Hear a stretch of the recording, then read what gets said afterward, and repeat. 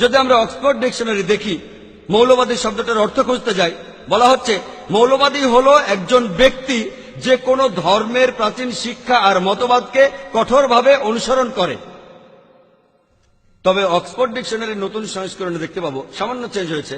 নতুন সংস্করণ বলছে যে মৌলবাদী হলো একজন ব্যক্তি যে কোনো ধর্মের প্রাচীন শিক্ষা বা মতবাদকে কঠোরভাবে মেনে চলে, বিশেষ করে ইসলাম। এখন বিশেষ করে ইসলাম এই শব্দটা নতুন করে জুড়ে দেওয়া হয়েছে।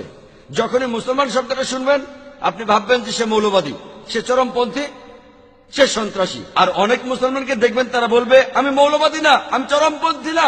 আমি বলছি আমি একজন চরমপন্থী, আমি চরম সৎ, চরম ন্যায়পরায়ণ, চরম দয়ালু, চরম শান্তিকামী, চরম ক্ষমাশীল। জানি না এখানে অপরাধ কি যদি আমি চরম ন্যায়পরায়ণ হই, চরম সৎ হই, চরম দয়ালু হই, ক্ষমাশীল হই। মাঝে মধ্যে হলে চলবে না। যখন আপনার সুবিধা হবে তখন ন্যায়পরায়ণ হবেন, আর সুবিধা না থাকলে হবেন না। আপনাকে চরম ন্যায়পরায়ণ হতে হবে, কোরআন সেটাই বলছে।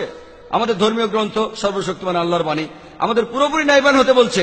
আংশিকভাবে ন্যায়বান হলে চলবে না।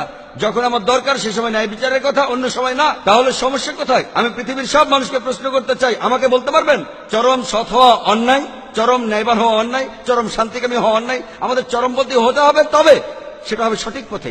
তাই যদি কেউ আমাকে চরমপন্থী বলে, আমাকে তো চরমপন্থী মুসলমান হতেই হবে। চরমপন্থী মুসলমান হলেই একজন ভালো মুসলমান হতে পারবো, না হলে হতে পারবো না।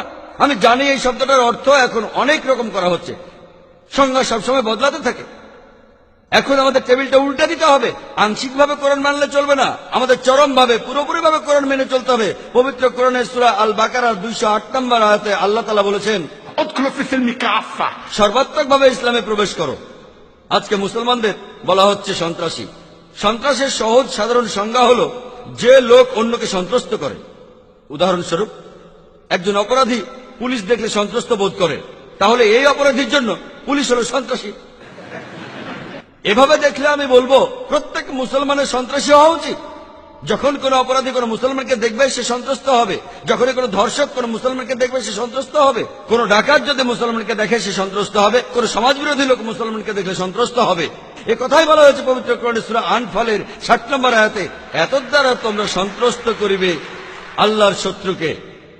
যে লোকগুলো নিরীহ মানুষদের মারে, যারা মানবতার বিরুদ্ধে, কোরআন বলছে তাদের মনের মধ্যে ভয় সৃষ্টি করো। আমি জানি যে সাধারণভাবে সন্ত্রাস শব্দটার অর্থ নিরীহ মানুষকে সন্ত্রস্ত করা। এভাবে দেখলে কোনো মুসলমানেরই উচিত না নিরীহ মানুষকে সন্ত্রস্ত করা। ইসলামে এটা নিষিদ্ধ আছে। নিশ্চিতভাবে বলা যায় কোনো দ্বিধা ছাড়াই যে সন্ত্রাস শুধুমাত্র মুসলমানদের সম্পত্তি নয়। শুধু সেটাই নয়, এই সন্ত্রাসের ব্যাপারে মুসলমানদের তেমন কোনো কৃতিত্বই নেই। ইসলামেও এটার অনুমোদন দেওয়া হয়নি। ইসলামে এটা নিষেধ করা আছে। আমি বিভিন্ন ধর্মের একজন ছাত্র হিসেবে কথা বলতে পারবো না যে সব ধর্মই বলে আপনি নিরীহ মানুষকে হত্যা করবেন না। তবে এটা নিশ্চিতভাবে বলতে পারি যে বেশিরভাগ ধর্মই, এই ধর্মগুলির বেশিরভাগই ধর্মগ্রন্থগুলো পড়লে জানতে পারবেন যে নিরীহ কোনো মানুষকে হত্যা করা উচিত না। আর এই সবগুলো ধর্মের লিডার হলো ইসলাম।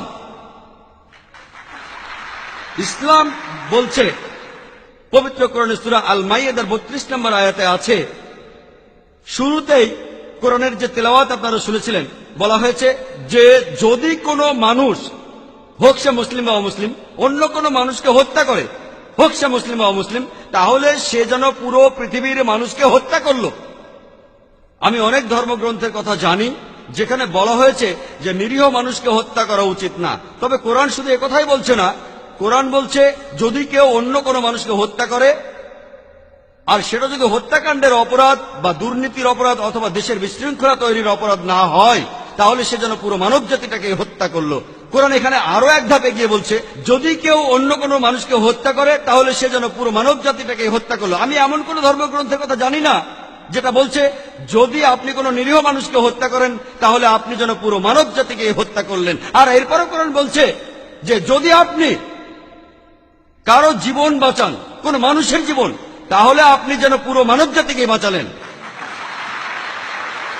ইসলাম শব্দটা এসেছে আরবি শব্দ সালাম থেকে, যার অর্থ শান্তি। এই শব্দটা এসেছে আরবি সিলম থেকে, যার অর্থ আল্লাহর কাছে নিজের ইচ্ছাকে সমর্পণ করা। এক কথা ইসলাম শব্দটার অর্থ আল্লাহর কাছে নিজের ইচ্ছাকে সমর্পণ করে শান্তি অর্জন করা। ইসলাম সব ধরনের সন্ত্রাসী কার্যকলাপের নিন্দা করে, নিরীহ মানুষ হত্যা করাকে ইসলাম নিন্দা করে। যাই হোক না কেন, হোক সেটা 9/11, সেই টুইন টাওয়ার অ্যাটাক, অথবা সেই 7ই জুলাইয়ে ইংল্যান্ডে 50 জনের বেশি মানুষ মারা গেছে, নিউ ইয়র্ক টাওয়ারে 3000-এর বেশি মানুষ মারা গেছে, লন্ডনের বোম ব্লাস্টে 50 জনের বেশি মারা গেছে, অথবা 93 সালের সিরিয়াল বোম ব্লাস্ট বোম্বেতে, সেখানে 250 জনের বেশি মারা গেছে। যে বোমাগুলো রিসেন্টলি ফেটেছে 2006-এর 11 জুলাই, সেখানে 200-এরও বেশি মানুষ মারা গেছে। এগুলো সব নিন্দনীয়, সবই নিষিদ্ধ। নিরীহ মানুষকে হত্যা করার পক্ষে কোনো যুক্তি পাওয়া যাবে না। অনেক মুসলমান